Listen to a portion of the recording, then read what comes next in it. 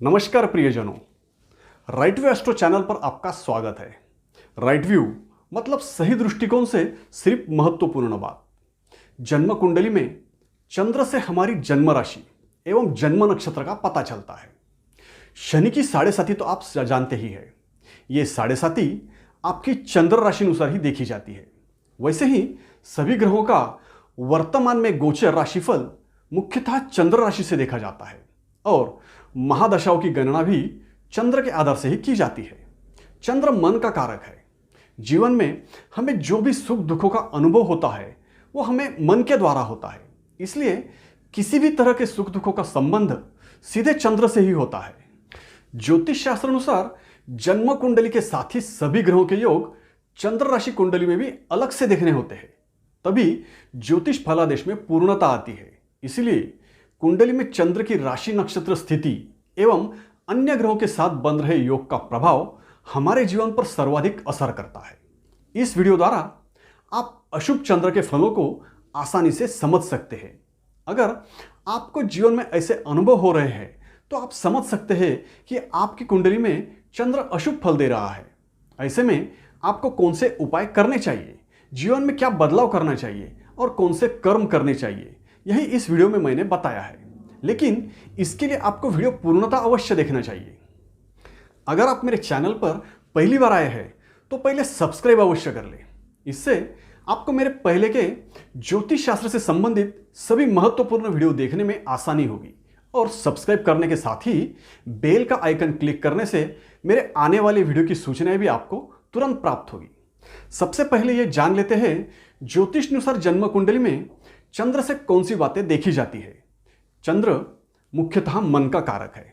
चंद्र से माता समान स्त्रियां, जल, दूध, सभी तरह के द्रव पदार्थ भी चंद्र से ही देखे जाते हैं। चांदी, मोती, सफेद रंग की चीजों पर भी चंद्र का ही प्रभाव है। औषधि वनस्पति, सभी तरह के फल फूल चंद्र से संबंधित होते हैं। लोकप्रियता, रिश्तों में स्नेह, नींद, यात्राएं, ट्रैवलिंग, ऐसी बातें चंद्र से ही देखी जाती है। शरीर के विषय में चंद्र से लीवर, पेट, पाचन शक्ति, छोटी बड़ी आंत, कफ प्रकृति, रक्त, स्त्रियों के स्तन, सभी तरह के स्त्री रोग, हमारे शरीर की सभी आंतरिक क्रियाएं भी चंद्र के नियंत्रण में है। कुंडली अनुसार चंद्र के फलों को समझने के लिए सर्वप्रथम मातृ सुख देखना चाहिए। मतलब आपको माँ का लाड़ प्यार पर्याप्त मिल रहा है, आपकी माता आपसे प्रसन्न है, आप भी अपनी माँ को प्यार करते हैं और दीर्घकाल तक आपको यूं ही माँ का सुख मिल रहा है, तो समझिए आप बहुत भाग्यवान हैं और आपकी कुंडली में चंद्र शुभ फल दे रहा है। लेकिन अगर ऐसा नहीं है, क्योंकि दुर्भाग्यवश कुछ लोगों को माँ का प्यार नहीं मिलता, कम उम्र में ही माँ से बिछड़ जाते हैं। कभी कभी माँ होने पर भी माँ के कारण कोई परेशानी लगी रहती है, माता को लेकर दुखी रहते हैं। इसमें आपसी मनमुटाव भी हो सकता है, माँ का किसी गंभीर बीमारी से ग्रसित रहना भी हो सकता है, या अन्य कारणों से आपको माता का सुख प्राप्त नहीं हो रहा है, तो यह अशुभ चंद्र का प्रमुख लक्षण है। साथ ही माता समान स्त्रियों के कारण आपको समस्याएं, परेशानियां उत्पन्न होना, ऐसी स्त्रियों के कारण कोई हानि, नुकसान होना भी अशुभ चंद्र के ही फल माने जाते हैं। जैसा मैंने आपको बताया कि चंद्र मुख्यतः मन का कारक होता है, इसलिए हमारी मानसिकता पर पूर्णतः चंद्र का प्रभाव रहता है। मतलब हमारे जीवन के सभी तरह के सुख दुख की अनुभूति हमें चंद्र के कारण होती है। इसलिए कुंडली में चंद्र दूषित, पीड़ित रहने पर हमारी मानसिकता प्रभावित होती है।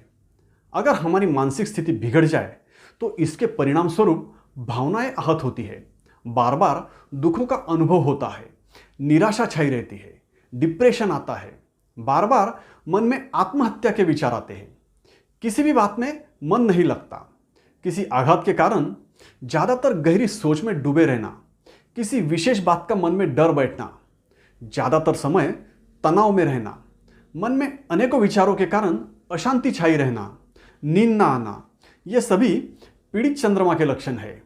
कुछ विशेष योग में असंवेदनशीलता भी बढ़ जाती है, दुष्प्रवृत्ति का प्रभाव बढ़ जाता है, विघ्न संतोषी हो जाते हैं। मतलब ऐसे लोगों को दूसरों को दुख देने से, दुखी करने से या औरों को दुखी देखने पर मन को शांति मिलती है। ये भी पीड़ित चंद्र के ही लक्षण होते हैं। कुछ लोग मानसिक संतुलन भी खो देते हैं। ऐसे लोगों में भावनाओं की व्यक्तता असामान्य होती है। इसके साथ ही शारीरिक स्वास्थ्य के विषय में लीवर से संबंधित कोई रोग, रक्त दोष, डाइजेशन प्रॉब्लम, दीर्घकाल तक सर्दी कफ रहना, दूषित पानी से होने वाले रोग, शरीर की अंतर्गत क्रियाओं में कोई बिगाड़ आना, मनोरुग्णता, निद्रानाश, स्त्रियों को गर्भ से संबंधित, स्तन से संबंधित बीमारियां अशुभ चंद्र के ही लक्षण होते हैं।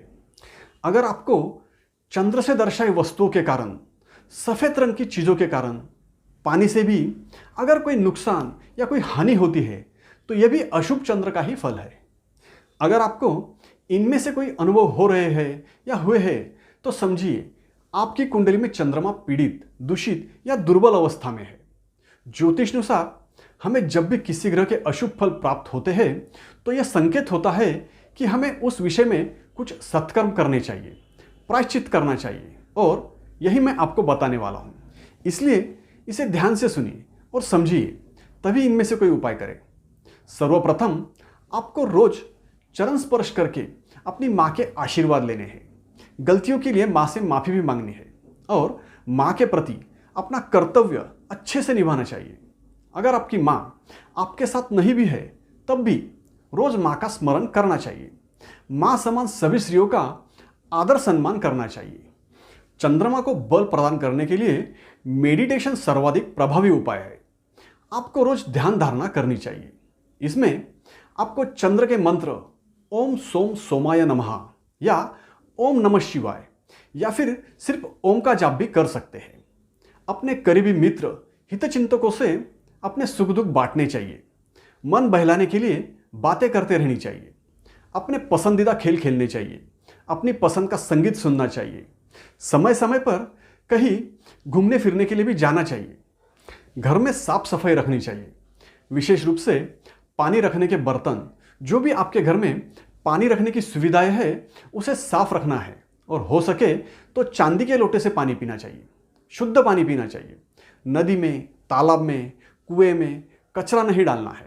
किसी भी तरह से पानी प्रदूषित नहीं करना है। हो सके तो सार्वजनिक जगहों पर पीने के पानी की व्यवस्था करनी चाहिए। पानी से खिलवाड़ या पानी से किसी भी तरह का दुस्साहस नहीं करना है। सार्वजनिक कार्यक्रमों में बढ़ चढ़कर हिस्सा लेना चाहिए। औषधि वनस्पतियों का संवर्धन करना चाहिए। घर में तुलसी अवश्य लगाएं। सफेद रंग की गाय को मीठी रोटी खिलानी चाहिए।